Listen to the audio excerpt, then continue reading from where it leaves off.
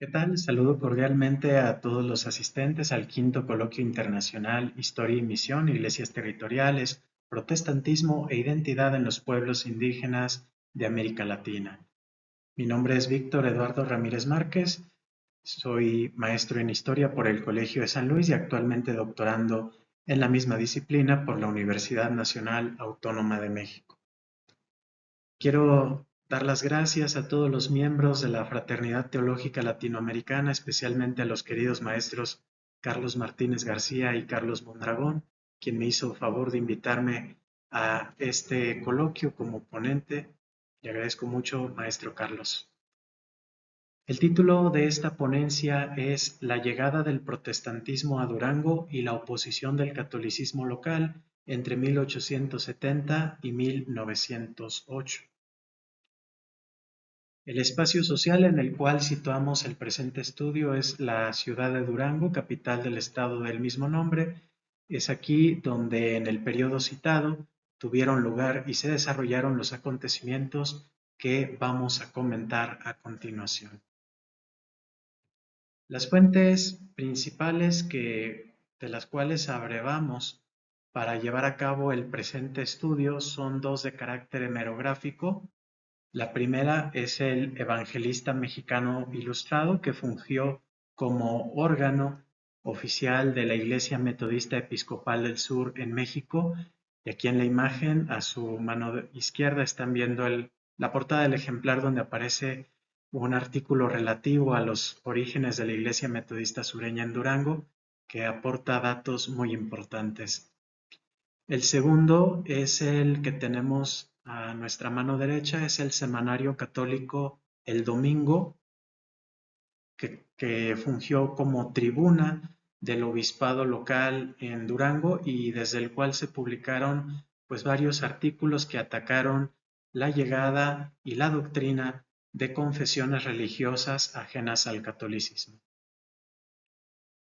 En primer lugar, es preciso situarnos en el marco legal que permitió la llegada, que abrió las puertas a las primeras confesiones no católicas que se establecieron en nuestro país. Podemos tomar como punto de partida las leyes de reforma y muy concretamente la Ley de Nacionalización de Bienes Eclesiásticos, promulgada en Veracruz por el presidente Benito Juárez el 12 de julio de 1859. El artículo tercero de esta ley establece una clara separación entre la Iglesia Católica y el Estado mexicano y abre la posibilidad del establecimiento de otros cultos distintos al católico. Esta posibilidad se va a concretizar en diciembre de 1860 con la promulgación de la Ley de Libertad de Cultos. Sin embargo, a decir del autor Jean-Pierre Bastien, las primeras iglesias protestantes comenzarán a arribar a México hasta la presidencia de Sebastián Lerdo de Tejada, quien un 25 de septiembre de 1873 elevó a rango constitucional las leyes de reforma, entre ellas las que acabamos de citar de nacionalización de bienes eclesiásticos y de libertad de culto. Hablemos ahora de la primera incursión de la Iglesia Bautista a Durango en el año de 1870. Esta primera incursión fue encabezada por el misionero Porfirio Rodríguez, a decir de una reseña histórica no editada todavía, elaborada por la primera Iglesia Bautista de Durango con base en sus registros, que es el misionero Porfirio Rodríguez quien realiza esta primera incursión. Y ya los siguientes datos los tomamos del Evangelista Mexicano en su número de mayo de 1895, que nos dice que este misionero bautista, Porfirio Rodríguez, con 5 o 6 ayudantes realizó esta primera incursión y ellos permanecieron en Durango por espacio de 6 o 7 meses, bautizaron a 16 personas, de las que 4 o 5 se estaban manteniendo fieles a sus votos para el año de 1895 en que apareció este artículo en el Evangelista Mexicano. Debido a la fuerte oposición del catolicismo, la Iglesia Bautista se retiró de la ciudad.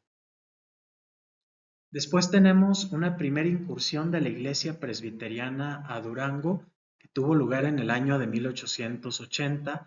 Nos dice el artículo del Evangelista Mexicano que la Iglesia Presbiteriana alquiló una casa en las inmediaciones de la Catedral Católica y ahí, una vez que principiaron sus predicaciones, sus cultos, fueron objetos de persecución y oposición tremendas. Abusos, insultos y pedradas tuvieron lugar en cada reunión. Los pobres miembros que osaron proclamarse siervos de Jesucristo fueron perseguidos sin misericordia. Aquí tenemos pues unos primeros vistazos de cómo comenzó la oposición católica a quien osara pues llegar a ocupar el campo misionero de Durango. Se menciona también el dato de que una turba de fanáticos atacó físicamente a la creyente presbiteriana Andrea López, quien tuvo que recurrir a la autoridad política local para poder salvar su vida y se requirió toda una fila de gendarmes para defenderla. La iglesia presbiteriana, por obvias razones, tuvo que retirarse de Durango, ya ningún pastor quiso entrarle a ese campo misionero, y ello permitió que la Iglesia Metodista Episcopal del Sur, en la Conferencia del Occidente de Texas, tomara la decisión de llegar a este campo misionero, enviando para ello al misionero norteamericano Robert Walker McDonnell. Él nació en Savannah, Georgia, el 11 de octubre de 1857, en el mismo lugar donde más de un siglo atrás había predicado John Wesley, el fundador de la Iglesia Metodista. El reverendo McDonnell falleció en la villa de Nombre de Dios, Durango, el 21 de diciembre de 1888, y como podemos ver, su ministerio se extendió en Durango apenas 3 años, pero logró establecer en la ciudad una congregación metodista y otras 4 más al interior del estado, siendo la última la de Nombre de Dios, la villa en la cual falleció el pastor metodista. Y en esos 3 años, pues tenemos que McDonnell logró realizar algunas cuantas eh, acciones de importancia para el crecimiento de la obra metodista en Durango. Si bien en su primer año de operación, en 1885, no tuvo nuevos miembros ni bautismos, sí tuvo una escuela dominical con un director, 17 alumnos, la emisión de 12 hojas trimestrales, bienes eclesiásticos por un valor de 260 pesos y objetos para la extensión de la iglesia, un valor de 10 pesos, libros vendidos por 25.35 pesos y 41 periódicos tomados. Para el año siguiente, 1886, ya la obra metodista tuvo un crecimiento significativo para el plazo de un año, con 14 miembros ganados y 10 bautismos correspondientes a 9 adultos y un menor. Siguió con una misma escuela, pero ya con 3 oficiales y 27 alumnos. En otras propiedades había un valor de 241.90 pesos y en la Comisión de Hacienda podemos ver que la obra metodista de Durango entregó un valor igual o superior al requerido.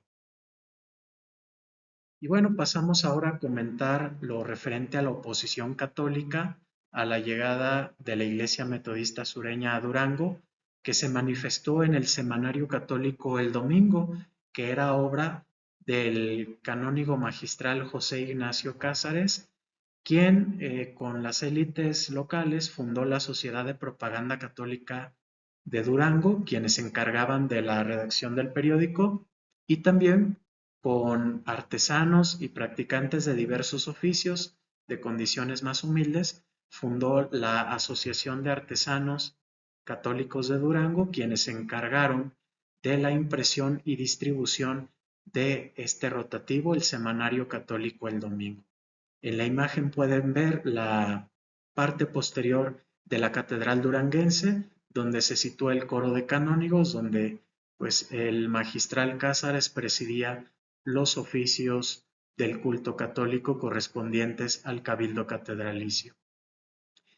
Este rotativo, el semanario El Domingo, desde su primer número, que se publicó el 14 de octubre de 1883, manifestó su postura desde un catolicismo ultramontano, defensor a toda costa de la soberanía pontificia y opositor a los principios liberales. También se posicionó contra el protestantismo en todas sus formas y en ese primer número lanzó un artículo titulado A los señores párrocos, donde instaba a los curas católicos locales a colaborar con ellos en la venta de su periódico, en la distribución de su periódico, entre otras cosas, abro comillas, para prevenir cuanto nos fuere dado a los católicos contra los avances del protestantismo que ya nos invade y contra otros muchos errores que rápidamente se extienden en el país. Este es un primer viso de oposición católica en la prensa local. Seguidamente, el 23 de diciembre de 1883, el Domingo dio a conocer toda una lista de libros de doctrina protestante publicados por la Sociedad Americana de Tratados de Nueva York, los cuales estaban llegando a diversas poblaciones del interior del estado de Durango por correo. Y en este artículo, los redactores del Domingo llamaron a sus lectores a entregar a la autoridad eclesiástica cualquiera de esas publicaciones o cualquiera impreso de corte protestante que pudiera llegar a sus manos. Todo católico que adquiriera por diversos medios alguno de estos textos tenía la obligación de entregarlo a su confesor, a su párroco o a la autoridad eclesiástica católica más cercana. Y bueno, veamos a continuación algunos vistazos de la oposición que el catolicismo manifestó hacia la actuación del reverendo Robert McDonnell a través de su periódico El Domingo. Todo comienza con un artículo que publicaron el 21 de marzo de 1886, donde comentaban acerca del tercer mandamiento que, según ellos, reza así: santificarás las fiestas. Con base en ese precepto mosaico, los católicos estaban llamando a sus feligreses a acudir a misa los domingos y los días de precepto durante el año, para así cumplir con ese mandamiento que ellos decían que era el tercero: santificarás las fiestas. A la semana siguiente, el 28 de marzo de 1886, en primera plana, el Domingo publicó un artículo largo, por cierto, titulado A los católicos, donde señalaban que Robert McDonnell, el pastor metodista, estaba distribuyendo por la ciudad, pues un escrito de su autoría en el cual decía: a ver, el artículo que publicó el Semanario Católico el Domingo dice que el tercer mandamiento es santificarás las fiestas, y están errando gravemente. El tercer mandamiento es: no tomarás el nombre de Dios en vano. Bueno, los católicos estaban acusando a McDonnell de hacer esta distribución, y en el Domingo pues dijeron: el pastor metodista se está equivocando. El tercer mandamiento es santificarás las fiestas, como decimos nosotros, y se está equivocando porque el protestantismo desde sus inicios tiene una libre interpretación de la Biblia, y es lo que está haciendo McDonnell. Nosotros los católicos no. Nosotros sostenemos nuestras interpretaciones bíblicas con base en una larga tradición, o sea, una tradición católica propiamente, ¿no? Entonces, no conocemos lamentablemente la versión de McDonnell, la versión de la Iglesia Metodista ante este asunto. Solamente llega hasta nosotros la fuente católica, pero más adelante comentaremos el porqué de ello. Y en este mismo artículo que estamos comentando se advierte a los católicos sobre los pasquines contrarios a sus dogmas que estaban pegados en la capilla evangélica situada frente a la conocida como Casa de la Caja. Si bien no tenemos fuentes, registros metodistas que nos hablen de dónde estaba esa capilla donde oficiaba el reverendo McDonnell, pues aquí al menos tenemos una pista. Es la Casa de la Caja está todavía situada en la parte posterior de la Catedral Católica, a una cuadra y media más o menos. Y bueno, el artículo publica también estas líneas donde se muestra una feroz oposición por parte del catolicismo local y dice así, abro comillas, deber estrecho de los católicos es que dejemos a los protestantes y a cualesquiera otros sectarios en el más completo aislamiento, ni su dinero, ni sus libros, ni sus folletos, ni sus hojas, ni su amistad, ni nada que de ellos pueda hacernos caer en el error, nos es lícito admitir. Aquí tenemos pues un artículo muy enconado de oposición católica hacia el reverendo MacDonald y la Iglesia Metodista Sureña.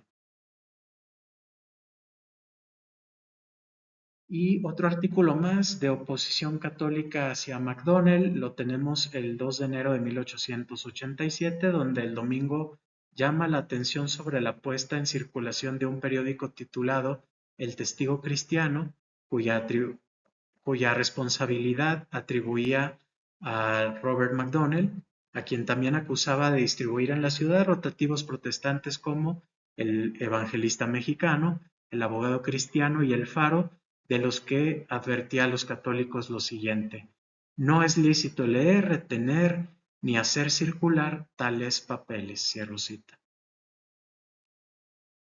Y bueno, por la parte protestante, en el Evangelista Mexicano apareció un pequeño artículo titulado Durango y su gobierno, tomado del periódico cristiano El Combate a principios de 1888, y me permito leerlo porque es muy interesante y dice así. Es un hecho que nuestras leyes de reforma se violan descaradamente por los sectarios católicos y semejantes crímenes que se quedan impunes por el poco caso que hace el gobierno de aquella entidad en castigar a los que así se burlan de códigos institutivos de una nación que han costado tanto trabajo y tanta sangre establecer para nuestra felicidad. A semejanza de lo que pasa en otros estados, harto conocidos para que los mencionemos, la autoridad política de Durango tiene que inclinarse sumisa ante la autoridad eclesiástica. Vergüenza y baldón. Cierro cita. Y bueno, tras la muerte de Robert MacDonald, la Iglesia Metodista Sureña emprendió en Durango la construcción del Templo Memorial MacDonald, cuyo terreno se adquirió en 1889. Su construcción comenzó en 1891 y, a decir del artículo que estamos mencionando en 1895 del Evangelista Mexicano, este templo fue pensado para ser, abro comillas, un verdadero ornamento a la ciudad, atrayendo la admiración de todos por ser el único de su clase en Durango. Cierro comillas. Este templo fue destinado para ser depositario de los restos del reverendo MacDonald y, todavía inconcluso, fue consagrado al culto por el obispo Joseph Key en 1894, y como podemos ver, este templo pues estaba construido con el estilo denominado neogótico protestante y fue el primero que tuvo este estilo arquitectónico en la ciudad de Durango, efectivamente. El Templo Memorial MacDonald estuvo en pie hasta las 8 de la noche del martes 7 de enero de 1936, cuando se desprendió un cable eléctrico que pasaba por su techumbre, que era de madera de pino, causando un incendio que redujo el inmueble a cenizas. Así quedó como lo vemos en la imagen, y dicho sea de paso, esta imagen la tomé de una convocatoria que hizo la Iglesia Metodista a distintas partes de la República para reconstruir el templo. Lo hicieron un templo nuevo en estilo Art Deco, que es el templo actual, el Divino Redentor, y decían, pues es que necesitamos la ayuda de todos porque en una ciudad tan fanática como es Durango, pues no podemos recabar los fondos suficientes.